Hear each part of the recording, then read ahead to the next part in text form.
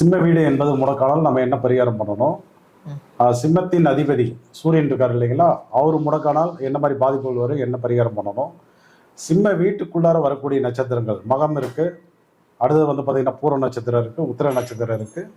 So அதெல்லாம் பாதித்தால் என்ன பரிகாரங்கள் பண்ணணும் அப்படிங்கிறத நம்ம இப்போ பார்ப்போம்.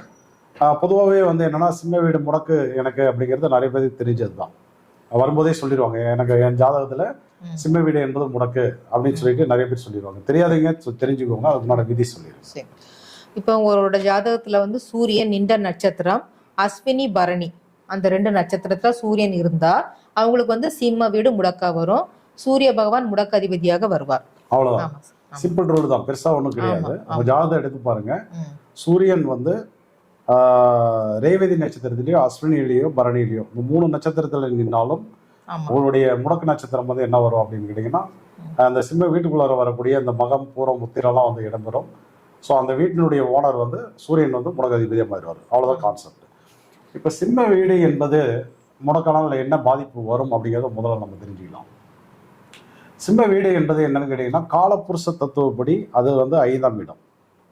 5ஆம் இடம் என்பது நமக்கு வந்து எதை சுட்டி காட்டும் அப்படின்னு கேட்டீங்கன்னாக்கா, நம்மளுடைய பூர்வீகத்தையும் நம்மளுடைய முன்னோர்களையும் வந்து அது வந்து சுட்டி காட்டும் 5ஆம் இடம் என்பது. சரிங்களா? அப்போ ஒரு சிலர்லாம் வந்து பார்த்தீங்கன்னா, வாழையடி வாழையா நல்ல பரம்பரையாகவே வந்து நல்ல பணக்காரராக நல்ல நிலப்புலன்களுடன் நல்ல ஜமீன்தார் போல நல்லா வாழ்வாங்க. ஆமாம். ஒரு சிலர் என்ன ஆகும் அப்படின்னா, ஒரு சிலருடைய காலகட்டத்தில் பார்த்தீங்க அப்படின்னாக்க, ஒன்று இவருக்கு வந்து சுத்த வராது, அப்பாவே வந்து அழிச்சிருவார், அப்பாவோ தாத்தாவோ அழிச்சிருவார், அல்லது இவர் கையில கொடுப்பாங்க, அவர் இதை வந்து காப்பாற்றிக்க முடியாம அழிச்சிருவார். ரெண்டுல எப்படி வேணாலும் நடக்கும். அது ஜாதகத்தை பார்த்து தான் நம்ம வந்து அந்த பலனை முடிவு பண்ணணும். ஆக்சுவலா தாத்தாவே காலி பண்ணிடுவாரா, இல்ல சித்தப்பா பெரியப்பாலாம் சேர்ந்து அதுல பாத்தீங்கன்னா நிறைய பிரச்சனை இருக்குல்ல, சொத்து பிரிச்சு தர மாட்டேன்னு சொல்லி எனக்கு தெரிஞ்சு பாத்தீங்கன்னா 4-5 தலைமுறையாக பிரிக்காம சொத்தெல்லாம் நிறைய இருக்கு. அந்த மாதிரி எல்லாம் இருக்கு. மெயினா வந்து பூர்வீகத்தில் வரக்கூடிய அத்தனை பிரச்சனைகளுமே வந்து சூரியன் முடக்கானாதான் வரும் ஃபர்ஸ்ட் ஒரு காரணம். அடுத்து 5ஆம் இடம் என்பது எதை சொல்லும் அப்படின்னா, நம்மளுடைய குழந்தைகளையும் புத்திர பாக்கியத்தையும் அவர்களால் நம்ம அடையக்கூடிய மதிப்பு மரியாதையை வந்து சுட்டி காட்டும். நல்ல உயரமான குழந்தை பிறப்பாங்களா, எத்தனை குழந்தை பிறப்பாங்க, அவங்க வந்து மிகப்பெரிய மதிப்பு மிக்க மரியாதை மிக்க செல்வந்தர்களா வருவாங்களா, இல்லை அவங்க கஷ்டப்படுவாங்களா வாழ்க்கையில, அப்படிங்கிறது எல்லாமே இந்த 5ஆம் பாவம் வந்து நமக்கு வந்து சுட்டி காட்டும். அது மட்டும் கிடையாது, சூரியன்னா என்னன்னு கேட்டீங்கன்னா புகழ். ஆக்சுவலா நீங்க உங்க ஜாதகத்துல ஒரு புகழை அடைய வேண்டும் என்றால், ஒருத்தர் வந்து புகழ் அடையணும்னா என்ன பண்ணணும், அவர் வந்து நிச்சயமா விஐபியா இருக்கணும். ஒரு படிப்புலையோ அல்லது ஒரு திறமையிலையோ அல்லது பணப்பலத்திலேயோ ஏதோ ஒரு வகையில வந்து நம்ம வந்து ஒரு ஒரு விஐபி கேட்டகரியில இருந்தால்தான் புகழை வந்து. இப்போ நம்ம வந்து பாத்தீங்கன்னா ஒரு ஐஏஎஸ் ஐபிஎஸ் படிச்சிருக்காங்க அல்லது வந்து ஒரு டாக்டர் படிச்சிருக்காங்கன்னா அவங்களுக்கு உண்டான மரியாதை புகழ்ங்கிறது தானாவே வந்துடும். ஒரு அரசியல்வாதினா கூட இப்போ வந்து ஆமா, இப்போ வந்து ஒருத்தர் வந்து படிக்கவே இல்லை, ஆனா அவர்கிட்ட பணம் இருக்கு, எம்எல்ஏக்கு நிக்கிறாரு, அவருக்கும் புகழ் தானாவே வரும். அப்ப படிப்பு தான் ஒருத்தருடைய புகழை மரியாதை தேர்ந்தெடுக்கணும்ன்ற தேவை வந்து இங்க இல்லை. எத்தனையோ அரசியல்வாதிகள் இருக்காங்க. ஸோ அதனால என்னன்னா, இப்ப ஆக்டருங்க நிறைய பேர் இருக்காங்க, பிசினஸ் மேன் எடுத்துக்கோங்க, எவ்வளோ ஹோட்டல்ஸ் ஓனர்ஸ், பெரிய பெரிய ஓனர்ஸ்லாம் கூட என்ன சொல்றாங்க அப்படின்னா, நான் வந்து படிப்பு கிடையாது எனக்கு. அப்ப வந்து என்னன்னா, அந்த ஜாதகத்தில் சூரியன் பலமாக இருந்தால் மிகப்பெரிய உச்சநிலையையும் மிகப்பெரிய புகழையும் வந்து அடைந்தே தீர்வார்கள். அதான் வந்து பலன். அது ஒருத்தர் வந்து படிச்சிருக்கணும் படிக்காம இருக்கணும் அப்படின்ற தேவையில இல்லை, பணம் இருக்கு இல்லாம இருக்குலாம் இல்லை. ஆமா ஆமா ஆமா ஆமா. அதனால வந்து என்ன கேட்டீங்கன்னா, இப்போ இந்த சேலம் RR பிரியாணி ஓனர் கூட சொல்லுவார், அவர் வந்து பார்த்தீங்கன்னா வீட்டை விட்டு ஓடி வந்து நம்ம சென்னையில் வந்து ரோட்டோர கடையில் வந்து ஒர்க் பண்ணிட்டு போகிறான், பாத்திரம்லாம் கழுவிட்டு போகிறான். அப்புறம் ஒரு ஹோட்டலில் வந்து பாத்திரம் கழுவுற வேலை, சப்ளையர் வேலை, அப்படி படிப்படியாக வந்து இன்னைக்கு வந்து RR பிரியாணிங்கிறது வேலை சொல்லுவார். அவர் சொல்லுவார், இன்னைக்கு வந்து என் வீட்டில் பணம் வைக்கிறதுக்கே இடம் இல்லை அப்படிங்கிறாரு. அப்போ அதுக்கு என்ன காரணம் அப்படின்னு கேட்டிங்கன்னா, அந்த ஜாதகத்தில் சூரியன் பலமாக இருந்தால் அவங்க வந்து என்னன்னா அந்த புகழை வந்து நிச்சயம் அடைஞ்சே தருவாங்க. அவங்களுடைய பிளானிங் வந்து கரெக்டாக இருக்கும். குறிப்பாக வந்து தொழில் சார்ந்து, பிஸ்னஸ் சார்ந்து, வேலை வாய்ப்புகள் சார்ந்து, அதை சார்ந்து எடுக்கிற முடிவுகள் எல்லாமே அவங்க வந்து நல்லா கை கொடுக்கும். அதே போல் இந்த அரசியல் விஷயங்கள், அரசனுடைய விதிகள் அவங்களுக்கு நல்லா சப்போர்ட் பண்ணும். இப்போ சூரியன் நல்லா பலமாக இருந்ததுன்னா நம்ம போயிட்டு ஒரு லோன் கேட்டோம்னா டக்குன்னு கிடைக்கும். ஏன்னா கவர்மெண்டோடைய சப்போர்ட் இருந்தால் தானே நம்ம வந்து அந்த லோன்லாம் எடுக்க கண்டிப்பா முடியும். கண்டிப்பா சார். இப்போ நீங்களும் நானும் போய் எஸ்பிஐல போய் ஒரு லோன் கேட்டோம்னா கொடுத்துருவாங்களா? கொடுக்க மாட்டாங்க. அதே வந்து ஒரு நல்ல டிரான்சாக்ஷன் நடக்குது, ஐடிக்கு ஃபைல் பண்ணுறோம், பெரிய அளவில் வந்து பிஸ்னஸ் பண்ணிட்டு இருக்கிறோம்னா கேட்டால் எவ்வளோ சார் வேணும் உங்களுக்கு அப்படின்னு. ஸோ அதுதான் அப்போ வந்து என்னன்னா சூரியன் பலமாக இருந்தால் தொழிலில் வந்து மிகப்பெரிய வெற்றியாளராக வந்துடுவாங்க. அது வந்து படிச்சோ படிக்காமலோ ஏதோ ஒரு வகையில் வந்து வந்துடுவாங்க. அப்போ உங்களுக்கு வந்து தொழிலில் வந்து நீங்கள் செய்கிற வேலையில் வந்து இப்போ வந்து நீங்கள் வந்து கிளர்க்காக இருக்கீங்க, ஒரு மேனேஜராக இருக்கீங்க, அது மீறி வந்து ஒரு பதவியை வந்து உங்களால் அடைய முடியல, தடையை வந்துகிட்டே இருக்குன்னா சூரியன் பலம் இல்லாமல் இருக்காரு அப்படிங்கிறத நீங்கள் வந்து புரிஞ்சுக்கணும். ஸோ இதெல்லாம் வந்து சிம்ம வீட்டுனால வர பிரச்சனைகள். அதாவது சிம்ம வீடு முடக்கானா வர பிரச்சனை இது. இது யாருக்கு அதிகமாக இருக்கும் அப்படின்னு கேட்டிங்கன்னா குறிப்பாக வந்து இந்த சூலம், வரியான், வைத்திரி நாமயோகம், 27 நாமயோகம் இருக்கு. 27 நாமயோகத்தினுடைய பேர் சொல்லுங்க. 27 நாமயோகம் அதாவது பார்த்தீங்கன்னா விஷ்கம்பம். ஆமா அப்படியே லைனா 27 நாமயோகம். ஆமா சார். ஸோ 27 நாமயோகங்கள் எப்படி 27 நட்சத்திரங்கள் இருக்குதோ அது மாதிரி 27 நாமயோகங்கள் இருக்குது. விஷ்கம்பம், பிரீத்தி, ஆயுஷ்மான், சௌபாக்கியம், சோபனம், அதிகண்டம், சுகர்மம், திருதி, சூலம், கண்டம், விருத்தி, துருவம், வியாகதம், ஹர்ஷனம், வஜ்ரம், சித்தி, வியதிபாதம், வரியான், பரிகம், சிவம், சித்தம், சாத்தியம், சுபம், சுப்பிரம், பிராமியம், ஐந்திரம், அங்கிரம், மகேந்திரம். ஐந்திரம் மகேந்திரம் ரெண்டுமே சொல்லுவாங்க. வைத்திருதி. இப்போ 27 நாமயோகங்கள் இது நீங்கள் உங்கள் ஜாதகத்தை எடுத்து பார்த்தீங்கன்னா புத்தகமாக இருந்தாலும் சரி, சிங்கிள் பேஜ் ஜாதகமாக இருந்தாலும் சரி, அதில் போட்டுப்பாங்க நீங்கள் என்ன நாமயோகத்தில் பிறந்திருக்கீங்கன்னு சொல்லிட்டு. இல்லை சூலம், வரியான், வைத்திருதி நாமயோகத்தில் பிறந்ததுன்னா மட்டும்தான் இந்த பாதிப்பு வந்து இன்னும் அதிகமாக இருக்கும் உங்களுக்கு. ஒன்று. அடுத்தது வந்து பார்த்தீங்கன்னாக்க நீங்கள் பிறந்தது வந்து திதிகள். இப்போ வந்து சஷ்டி, நவமி, தசமி திதிகள் எல்லாருக்கும் டக்குன்னு தெரிஞ்சது தான். 15 திதி, அமாவாசை, பௌர்ணமி, அடுத்து சஷ்டியில முருகன் வழிபாடு பண்ண நல்லது, பஞ்சமி தேதியில எந்த காரியம் பண்ணாலும் வெற்றி அடையும். இப்படி அஷ்டமி நவமியில நம்ம எதுவுமே பண்ணக்கூடாது. ஸோ திதிகளை வந்து நம்ம வந்து அதிகமாக ஒரு பழக்கத்தில் வச்சுட்டு இருக்கனால திதிகளை பற்றி எல்லாருக்கும் தெரிஞ்சதுதான்.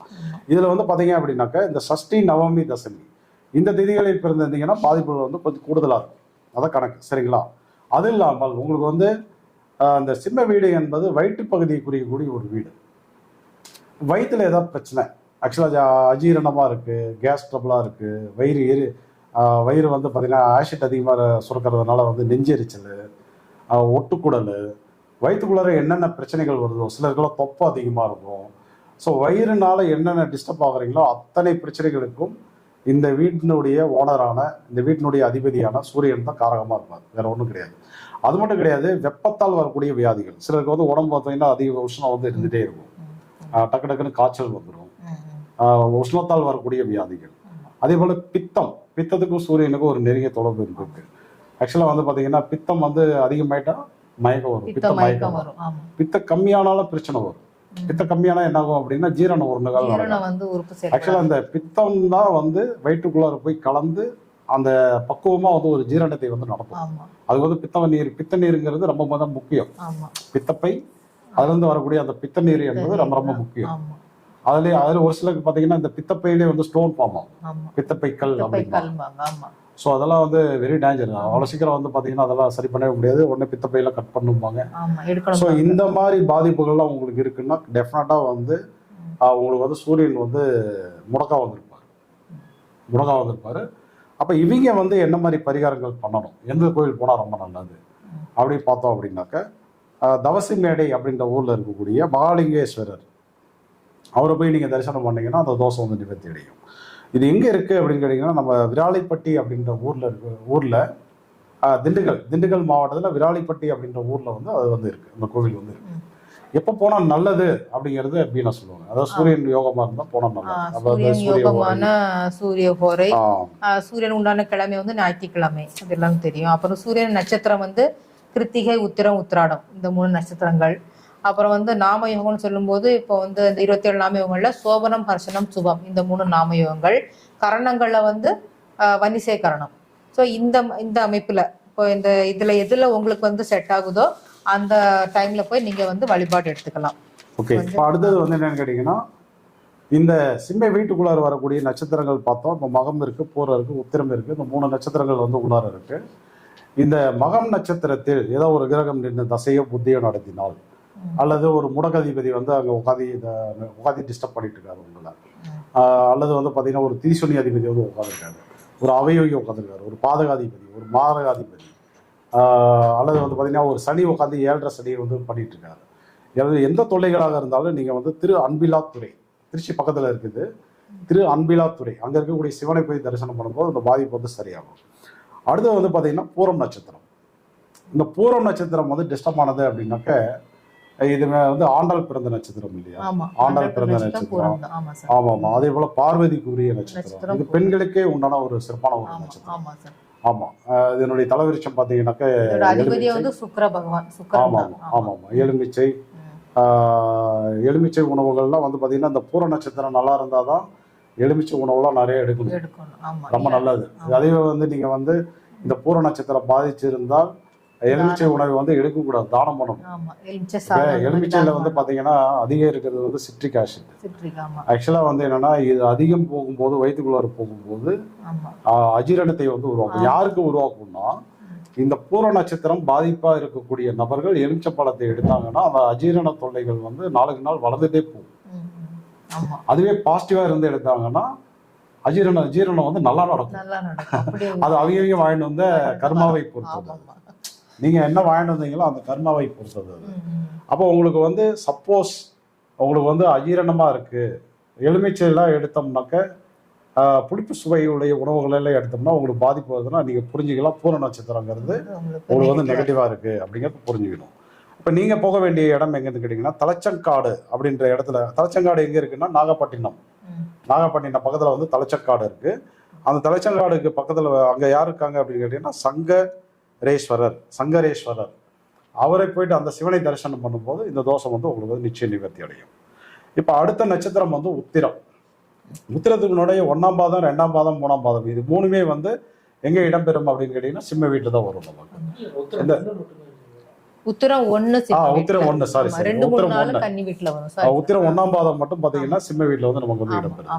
அப்ப அந்த உத்திரத்தினுடைய தன்மை என்னன்னு கேட்டீங்கன்னா, ஆக்சுவலா வந்து ஜீரண சுரபிகள், ஆக்சுவலா ஒரு வயிற்றுக்குள்ளார நம்ம உணவை சாப்பிட்ட பிறகு ஜீரண சுரபிகள்லாம் சுரக்குது இல்லையா, அதனுடைய கண்ட்ரோல் எல்லாமே இந்த உத்திர நட்சத்திரத்துல தான் இருக்கு.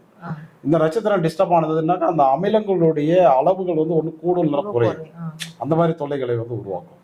அது இல்லாமல் இது சூரியனுடைய நட்சத்திரங்கிறதுனால இப்போ தொழிலில் வந்து பாதிப்பு தருது, புகழ் அடைய விடாமல் தடுக்கிறது, ப்ரொமோஷனை வந்து தடுக்கிறது, டீ ப்ரொமோட் ஆகிறது, அரசாங்கம் சார்ந்து எந்த ஒரு வேலையும் நடக்காமல் ஸ்தம்பிக்கிறது.